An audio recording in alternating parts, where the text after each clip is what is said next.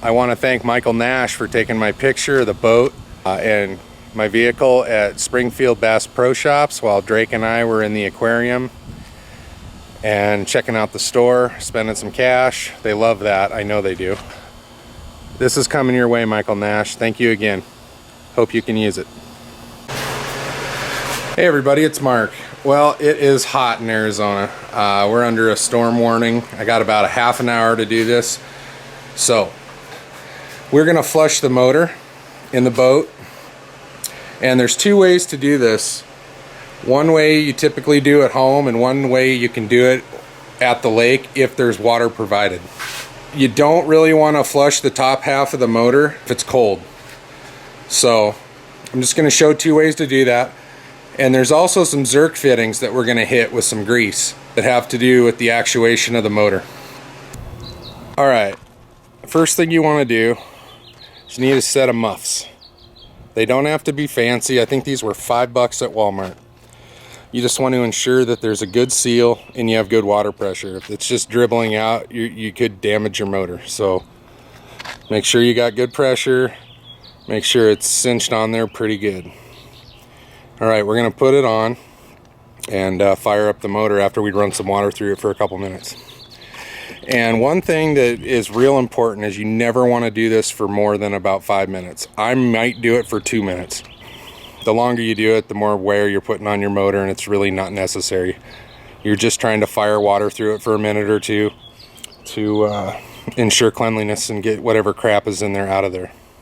So here we go.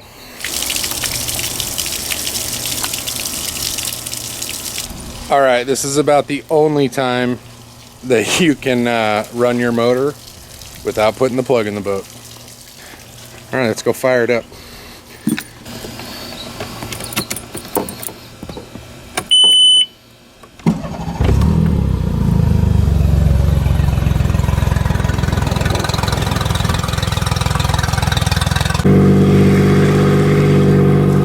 Alright, I like to give it around 2,000 RPMs. That ensures that it's got enough to force the water out. You know, it's pretty simple procedure, and if you do this often, you're gonna have a lot less issues with your motor, I promise. You can see that water pissing out. Alright, we give that about another 30-40 seconds and it's good. And if you do that periodically, well, every time you get out of the lake you should do it. Some lakes are a lot dirtier than others, so you got to really think about that.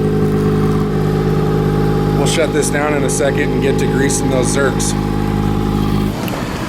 Alright, the next thing that we can do, and this is something you want to do right when you get out of the lake, after you've been running the motor and it's hot. So, you're just going to screw the hose right into the back of the motor.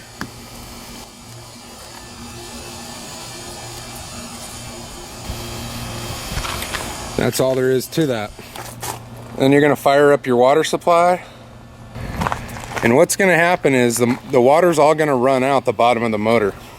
It's going to come out in places where you think it shouldn't, but it's totally normal.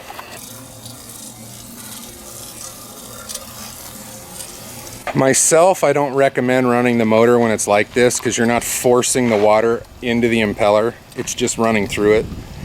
So, in my opinion, I don't run the motor when I'm doing this. Some people might, it's just not my bag. So, do what you will. But that's how that's done. So you do that for a minute or two, you know, all's well. Let's grease those zerk fittings now. So you're gonna find you have one right dead center of the steering actuator, right here.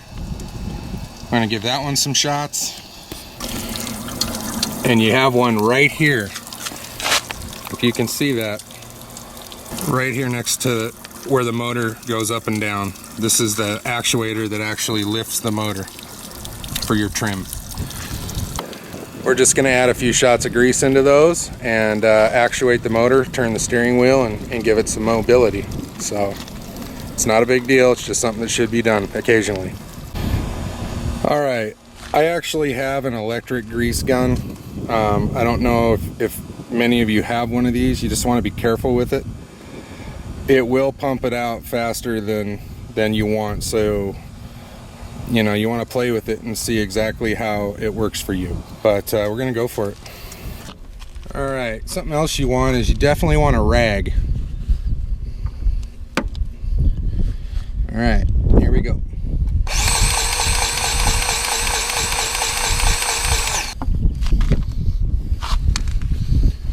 I'm gonna clean off that zerk. You don't want grease all over everything. So, and that's that one. Pretty simple.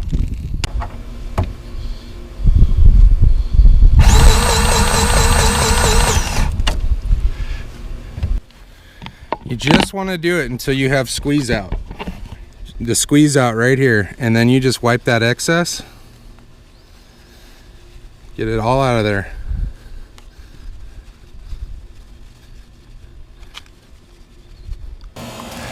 All right, and like I said, you want to actuate the motor after you grease it. So we're just going to go up and down a couple times. It's a little tedious, but it's worth it in the long run. All right, we're going to put it in the down position. Now we're going to turn the wheel a little bit. Just want to move that grease around in there. That's all you're trying to do. All right, and that's that. Motor maintenance is probably going to be the best thing you can do for your boat, even over cleaning the hull. Your hull can be filthy as long as your motor's running. A boat without a motor is kind of a dead weight. That's motor cleanliness 101. I do need to give it a bath. And once again, all I use is about 50-50 vinegar and water and a towel. Just shoot it on, wipe it off, give it a little wipe down when I'm done, and it looks brand new. So, it's very simple.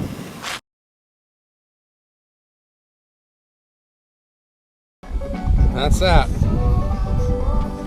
It only takes a couple minutes to wipe down your motor. And one thing before I forget, some lakes are going to check your boat and motor for zebra mussels and other foul that's attached to your boat. And if you have it, they might not let you in. I know for a fact that Elephant Butte Lake in New Mexico has a checkpoint. You have to go through it. So, you know, there's that. So, I would spend a lot of time making sure your motor's clean if you have to do checkpoints, because eventually, crap's gonna get in your motor. Thank you guys very much for the continued support and the comments. I'm gonna keep the videos coming. I got a lot of content from the trip and some ideas I thought about along the way.